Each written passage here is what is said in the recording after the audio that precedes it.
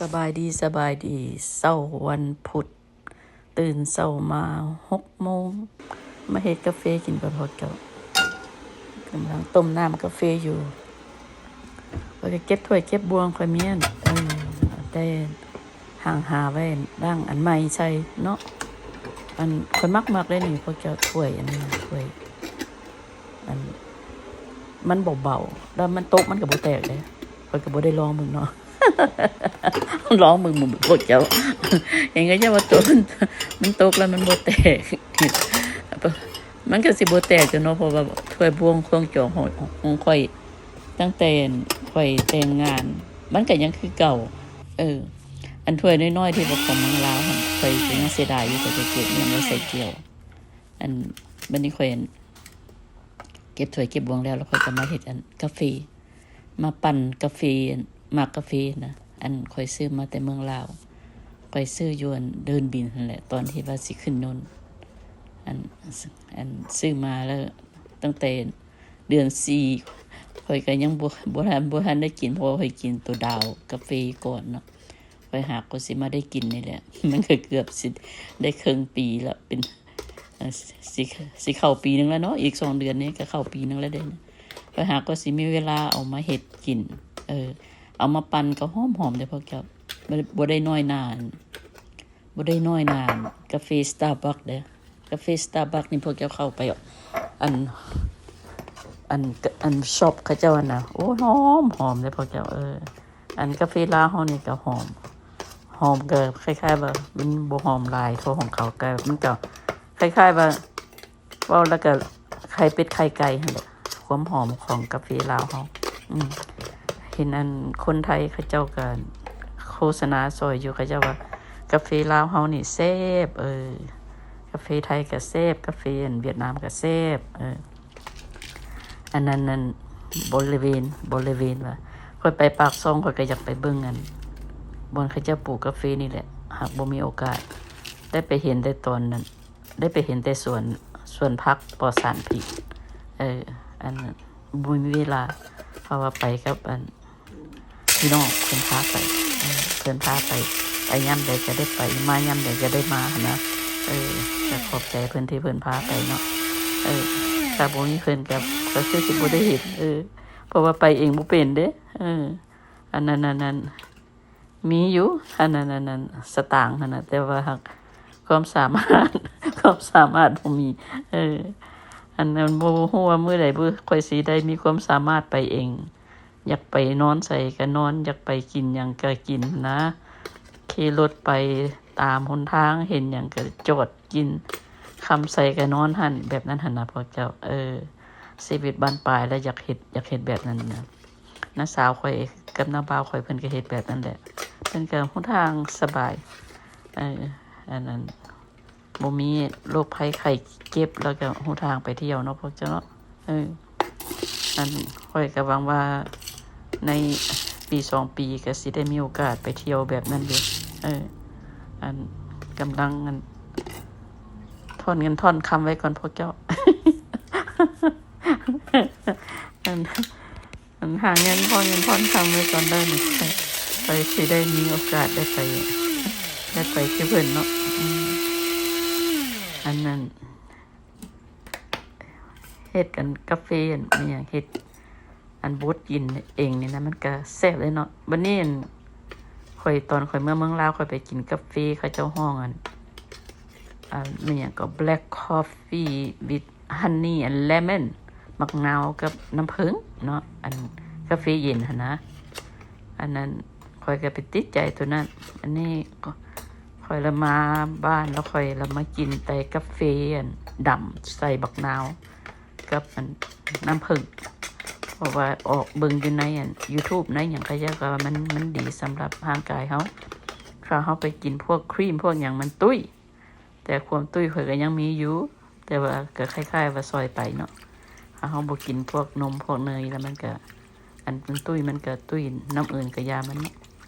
วันนี้ข่อยไปเก็บผักหน้าบ้านข่อยสิมาเฮ็ดลาบซีนพวกเจ้าข่อยสิมาเฮ็ดลาบซีนลาบซีนข่อยก็ซื้อมาจากCostco เป็นซีนออร์แกนิกซีนปลอดสารพิษนะยังเศร้าอยู่เด้อพวกเจ้า ตื่นเช้ามาข่อยก็มักอันนั้นส้มมันเบิ่งอันนั้นอันเฮือนน้อยข่อยตอนนี้ยังเห็นเป็นเฮือนน้อยอยู่นะลมพัดไว้โว้ยอันนี้ก็มาล้างพักล้างมีเนี่ยอันเก็บผักกาดอัน สบายดีด้วยพี่น้อง เก็บผักกาดอันญี่ปุ่นมากินกับลาบซีนอันนั้นตื่นเช้ามาก็เฮ็ดนั่นเฮ็ดนี่แล้วมันก็สบายไปอันนี้ค่อยมักกันเอาอันซีนที่ว่าเขาบดมาเมียนแล้วค่อยมักเอามาเอือบใส่กับปลาแดกแล้วก็ใส่ค่อยเมียนค่อยมีบีหั่นนะพวกเจ้าค่อยมีบีแล้วค่อยก็เอามาเอือบใส่กันแบบที่ว่าเอือบเซเมียนว่าซั่นซะอันนั้นแล้วค่อยก็ไปเฮ็ดแนวอื่นคือว่าไปแบบที่ว่าไปซอยผักซอยมีบอกแล้วแต่ว่าเฮามีหยังเฮ็ดหั่นนะอันนั้นแหละบีค่อยซื้อมาตามตลาดอยู่มันอยู่ตลาดมันเขาห้องbio BILE อันนั้นเอามันใส่หน่อยนึงบ่ได้ใส่หลายเพราะว่าย่านลูกบ่มักอันนั้นเฮาอันนั้นมาคนใส่จังซั่นแล้วก็มานั่นอันเซเมียนเซซีนเมียนคือเขาเจ้าห้องว่าเซเพียบ่เพิ่นว่าอันนั้นซีนมันค่อยสิได้เข้าเนื้อเข้าหนังกับปลาแดกกันปลาแดกไทยบ้านเฮาปลาแดกเมืองลาวปานใดสิเฮ็ดมาขายเนาะเฮ็ดมาขายคือปลาแดกอันเมืองไทยนี่แม่บ้านเฮาป่าก็บักหลายป่าอยู่ใต้หั่นนะบักหลายบ่มีผู้ใดไปเป็นนั่นไปเฮ็ดบิสเนสอันเฮ็ดปลาแดกมาขายบ่เนาะอันนี่ค่อยมีคานี่ค่อยได้มาจากฮาวายไปฮาวายปีก่อนเนาะไปอันนี้แม่นนั่นฮาวายอันบ่แม่นคานี่ของหมู่เอาให้อันหมู่เพิ่นมีพี่น้องอยู่ฮาวายเขาเจ้ามีสวนเขาเจ้าก็เลยไปขุดให้แล้วก็ดีแล้วก็ปาดน้อยๆมาให้ใส่ถุง10ล็อกมาให้ก็เลยได้เอามาเข้าฟรีเซอร์เมียนมันเฮาอยากเฮ็ดกินยามแต่เฮาก็ออกมามันก็คล้ายๆว่ายังได้กินขาสดนะพ่อเจ้าขาแห้งข่อยก็มีแต่ว่าขาใส่ลาบนี่ข่อยมักใส่ขาสดมันค่อยได้ยำกินมันคือว่ามันเผ็ดๆมันแซ่บๆนะพ่อเจ้าพวกเจ้าก็สิเข้าใจตัวข่อยเว้านี่ ผู้ใดก็นั่นเข้ามาเบิ่งให้ข่อยได้เด้อข่อยอยากได้อันชั่วโมงเดี๋ยวนี้ข่อยได้แต่ฮอดบ่300ชั่วโมงเขาให้ข่อยเฮ็ดให้ได้ 3,000 ชั่วโมงข่อยจึงสิได้มีรายได้นำเขาว่าซั่นเมื่อก่อนข่อยก็เฮ็ดอยู่ YouTube ข่อยเฮ็ดมาได้ดนแล้วแต่ว่าข่อยบ่ได้เอาจริงเอาจังข่อยเฮ็ดลิ้นๆหัวๆไปเพราะว่า Subscriber ข่อยมันบ่ฮอด 1,000 เดี๋ยวนี้มันฮอด 1,000 แล้วถ้ามันฮอด 1,000 ได้แปลว่าข่อย qualify อันนึงแล้วนี่นะอันที่2นี่แม่น3,000 ชั่วโมงมันนี่ข่อยมีแต่300ชั่วโมงข่อยได้แต่ 10% ยัง90%ค่อยๆสิได้อันนั้นได้เงินนำเขาว่าซั่นซะได้รายได้นำเขาอันข่อยก็เลยมาตั้งใจเฮ็ดแต่ละมื้อข่อยก็เฮ็ดหยังกินแล้วข่อยก็พาพวกเจ้ามาเบิ่งว่าข่อยเฮ็ดหยังกินมื้อนี้ข่อยเฮ็ดลาบมื้อนี้น่ะข่อยลาบซีนนั่นซีนออร์แกนิกซื้อมาจาก Costco ที่ว่าเขาบดเรียบร้อยเขาใส่แพ็คเป็นอย่างเรียบร้อยแล้วข่อยเอามากินแล้วแซ่บๆเด้อพวกเจ้าบ่ได้ว่าย่อเจ้าของเด้อมันบ่ได้กินดนแล้วบ่หรือจังได๋ก็บ่ฮู้เสียดายที่มันบ่มีตับเพราะว่าข่อยมักใส่ตับงัวนะข่อยมีแต่เครื่องในอันนั้นข่อยมีแต่เครื่องในอันมีอย่างอันนี้เขาเจ้าห้องอย่างอันนี้ย่อว่ะย่อข้าวนี่อันนี้ก็โอเค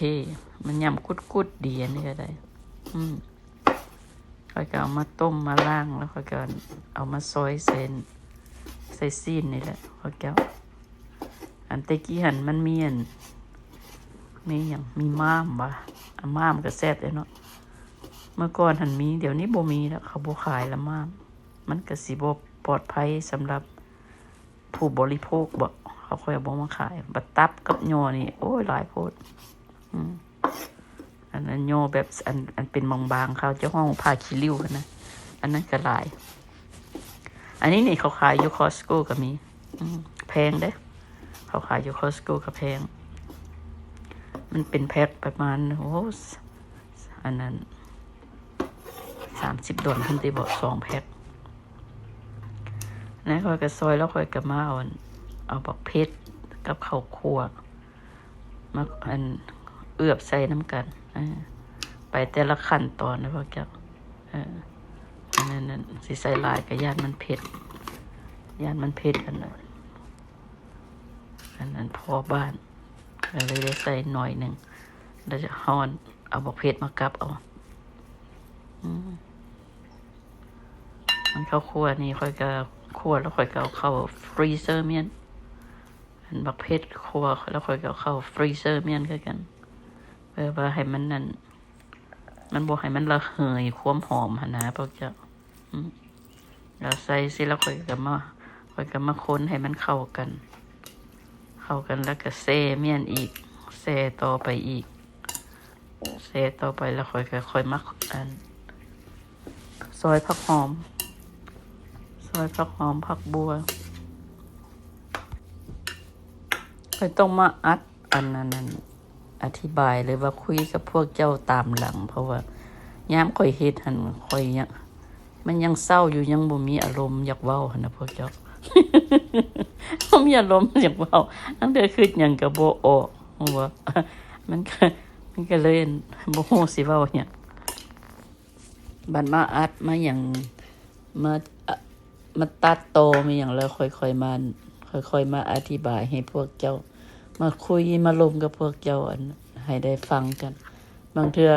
บางคนก็มักแบบเบิ่งว่าเฮ็ดแบบใดเนาะบางคนก็มักอยากให้อธิบายไปพร้อมอันค่อยก็ได้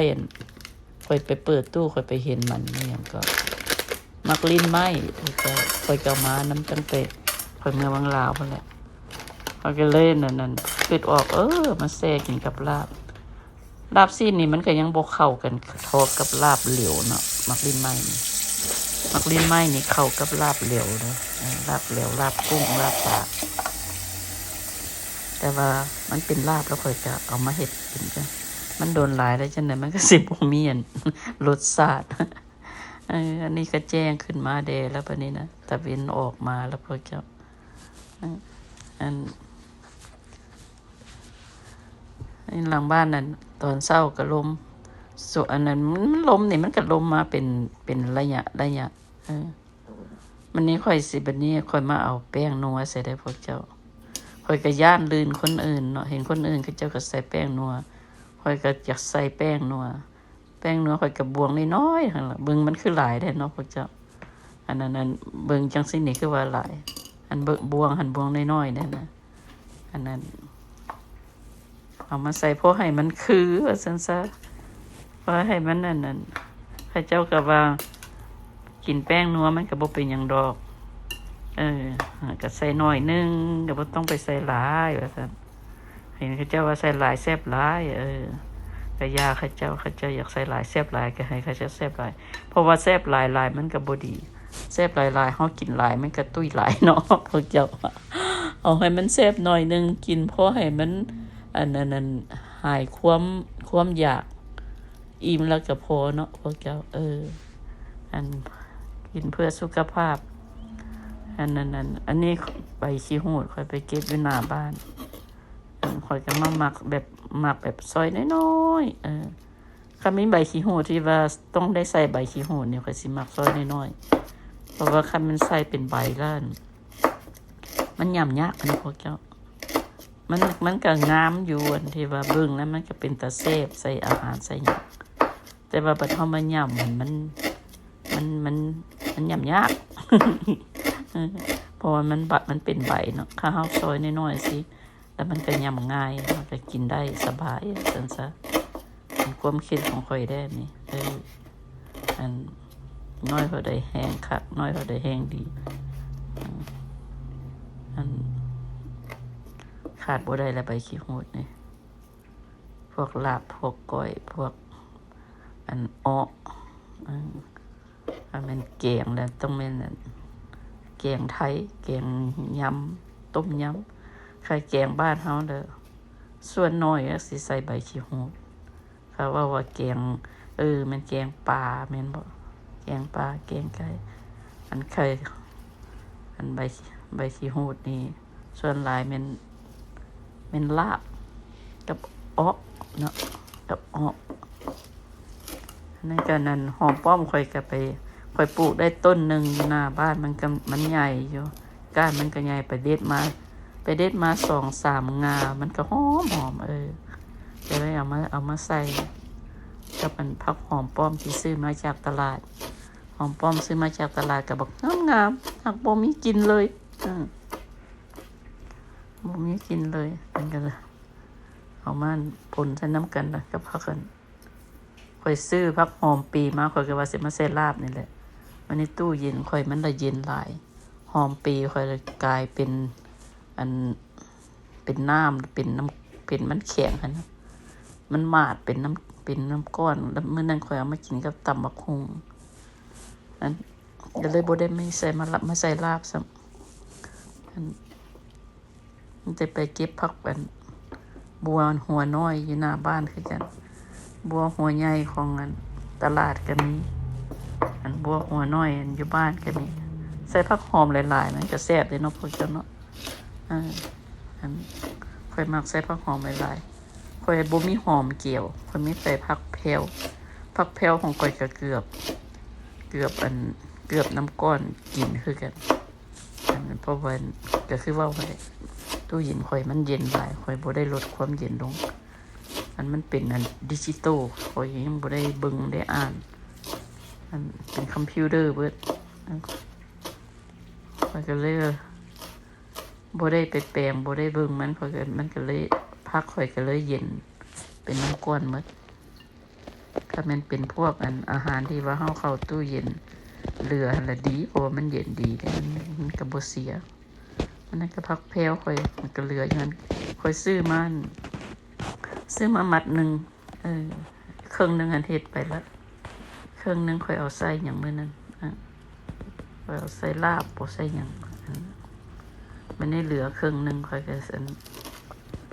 เดี๋ยวมาใส่ลาบซีนเบาละลาบซีนนี่ค่อยบ่ได้เฮ็ดดนเลยเบาเรื่องลาบนี่ค่อยบ่ได้เฮ็ดดนละลาบซีนแห้งโดนเติบคำว่าลาบมื้อนั้นค่อยเอาหอมแพรวมาใส่ก้อยกุ้งเนาะแม่นล่ะอันนี้ลาบเป็ดลาบไก่นี่ก็ใครเฮ็ดเรื่อยอยู่แต่ว่าลาบซีนนี่โอ้เดินเติบละมาเฮ็ดมื้อนี้เอามากินคือว่าแซ่บมันเป็นกับอันนั้นออกไปเล่นโยคะมาแล้วมันหิวข้าวบ่นี่ก็เอาบักเพชรสดมาใส่น้ำให้มันมีสีสันถ้าเป็นอันนั้นก็เผ็ดได้นะเพราะบักเพชรนี่ค่อยก็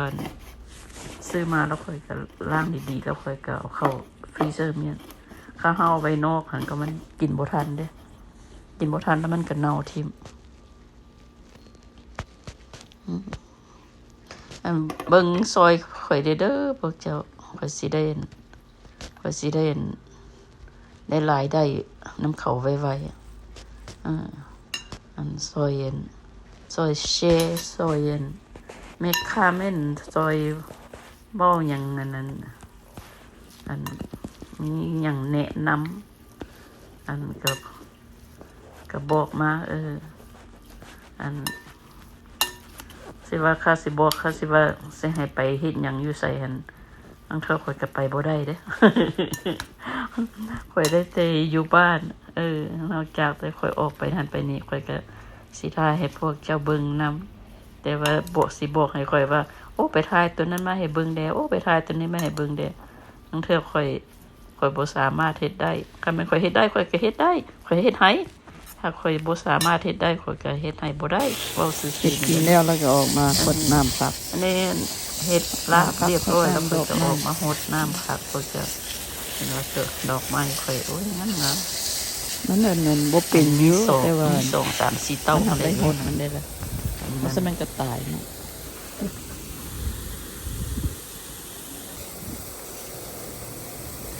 หดน้ำหลังบ้านมันก็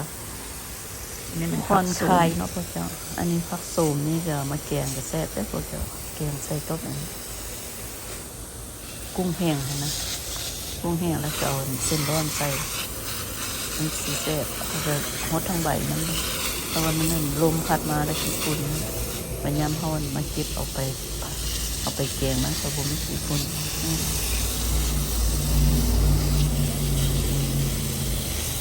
ต้นดอกไม้กล้วยไม้ครับอันนี้ต้นมันมักขี้หูอันนี้มันพวกผักกาด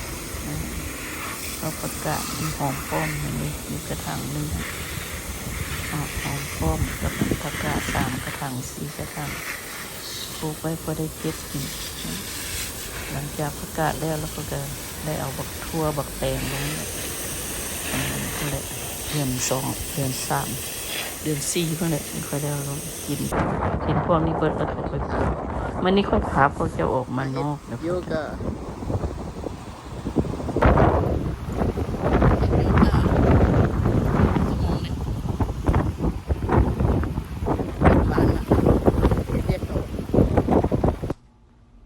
กลับบ้านมาพวกเจ้าลมแหงหลายพวกเจ้า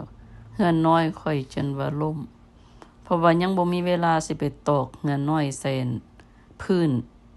เถื่อยังฮอดวันเสาร์วันอาทิตย์เถื่อก็ลมมันก็เลยมาก่อนมาเอาเฮือนน้อยค่อยไปหมดสิได้แปลงใหม่อีกละโอเคเอาอยู่ดีมีแฮงเด้อพวกเจ้าเด้อขอบใจที่ติดตามอันนั้นเบิ่งแดค่ะบ่เบิ่งก็เปิดป้าทิ่มไว้ก็ได้พวกเจ้าอันเวลาค่อยๆสิได้